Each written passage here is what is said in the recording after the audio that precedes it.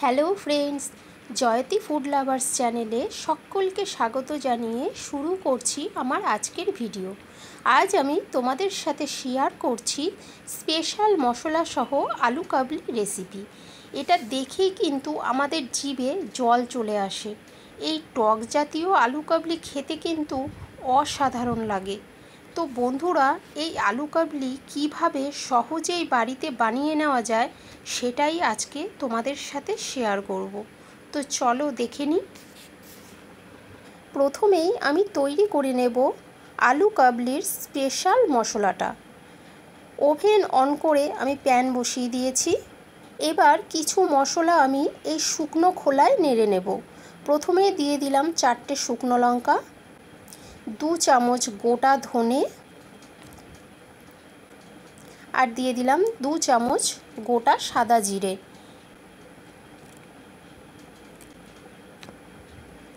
এবার এগুলোকে আমি একটু লো ফ্লেমে হালকা ভেজে নেব।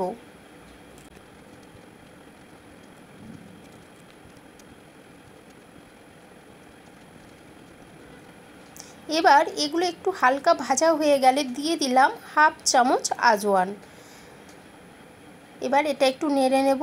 তৈরি হয়ে গেল আমার একদম স্পেশাল আলু কাবলির মশলা। এবার এটা একটা মিক্সিং জারে নিয়ে আমি গ্রাইন্ড করে নেব। এবার আমি একটা পাত্রে নিয়ে নিলাম 4টে সেদ্ধ করা আলু, আর আমি এখানে নিয়ে নিয়েছি আলু কাবলির সমস্ত উপকরণগুলো। আমি সেগুলো তোমাদের দিতে দিতে শেয়ার করছি। এবার এই সেদ্ধ আলুগুলোকে আমি একটা ছুরির সাহায্যে 4 টুকরো করে নিয়ে স্লাইস করে কেটে নেব। তোমরা তোমাদের ইচ্ছে মতন আলুটা কাটতে পারো।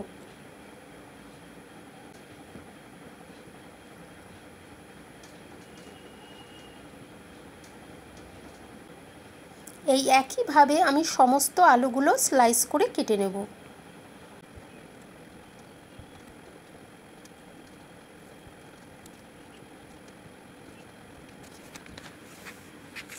এভাবেই আমি সমস্ত আলুগুলো কেটে নিয়েছি।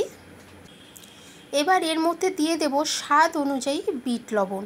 বিট লবণ দিলে আলু কাবলির টেস্ট কিন্তু দারুণ হয়। দিয়ে দিলাম স্বাদ অনুযায়ী কাঁচা লঙ্কা কুচি, দিয়ে দিলাম শসা কুচি। এই সমস্ত উপকরণই তোমরা তোমাদের পরিমাণ অনুযায়ী দিয়ে দেবে। দিয়ে দিলাম টমেটো কুচি, দিয়ে দিলাম সেদ্ধ ছোলা,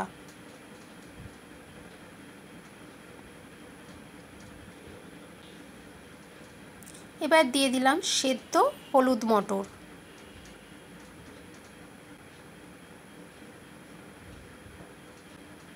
এবার দিয়ে দিলাম অঙ্কুরিত কাঁচা ছোলা,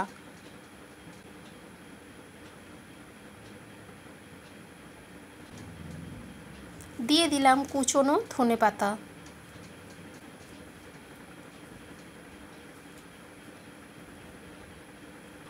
এবার দিয়ে দেব আলু কাবলির মেন উপকরণ তেঁতুলের পাল্প।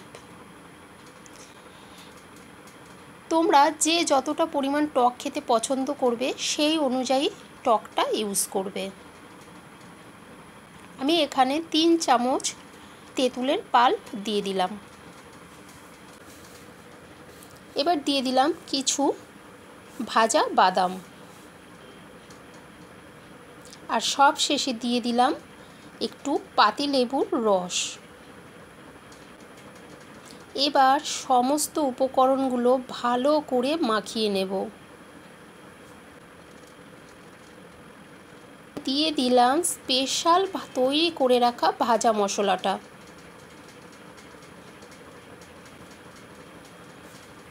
এবার ভালোভাবে আলু কাবলিটা আমি মাখিয়ে নেব।